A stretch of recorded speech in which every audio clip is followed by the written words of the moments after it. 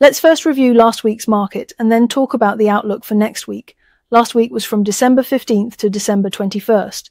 For Bitcoin, the highest weekly candle closed around $90,472, and it did not even touch the mid-range level. The weekly low was around $84,450, which completed two downside targets and came very close to the third one. For Ethereum, the highest weekly candle closed around $3,177, and it also failed to hold above the mid-range. The lowest weekly close was around $2,776. Honestly, I don't feel there is much more to say. I still see consolidation and rebound as the main structure. With the way price has been chopping around recently, it is very clear that there is still significant pressure to move downward. This is exactly what I have been saying all along. There is pressure on the upside, and there is also pressure on the downside. So even if price wants to drop further, it is not that easy.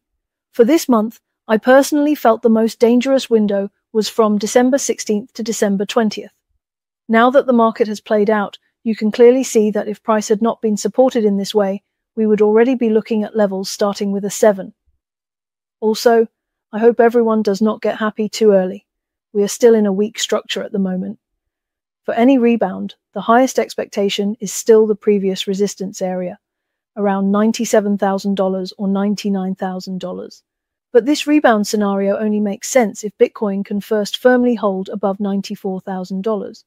So the question is the current 80,000 range already the bottom? Are we going to just go straight up from here? Personally, I don't really believe that. I think January next year will bring another test. I feel there is a high probability we will see levels starting with a 7 again. January's astrological conditions are very chaotic, so I don't think there is much value in deeply interpreting them.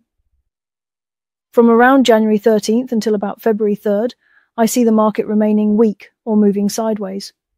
If we follow a weak scenario, my absolute bottom line for Bitcoin is around $71,000. I've already made this very clear before. I am willing to buy both in the 8,000 range and the 7,000 range. I don't think we will see levels starting with a 6. But if it happens, then it happens. $71,000 is what I consider the worst-case scenario.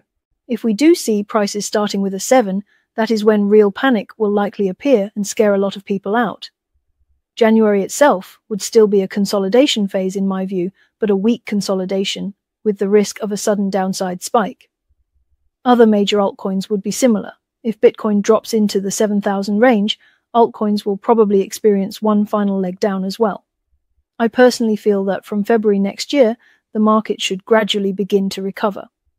If we already see the 7,000 range in December, then January next year could turn into a prolonged consolidation or choppy movement between $70,000 and $80,000.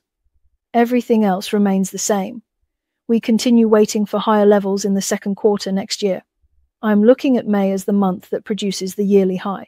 One more thing to note, after Bitcoin made a new high in October, it has not made a new low so far. I mentioned back in September that after reaching a historical high, the market would likely shift into a sideways phase, with no new highs and no new lows. Now, December is almost over, and we are just waiting for final confirmation of that structure. Next week is from December 22nd to December 28th. I won't read out the exact levels. You can take a screenshot and save them. Bitcoin needs to firmly hold above $87,800 in order to expect upside targets. Ethereum needs to firmly hold above $2,980 to expect upside targets. If price cannot hold the mid-range level, you need to clearly understand that upside targets are simply not possible. Alright, that's it for today. Weekly forecasts should never be viewed alone. They must be combined with daily and monthly charts. The daily charts fill in what the weekly might miss. I wish you all the best. May you buy at the bottom and sell at the top. Don't forget to like, share, and subscribe to my channel if you found this helpful. Send this to your friends too.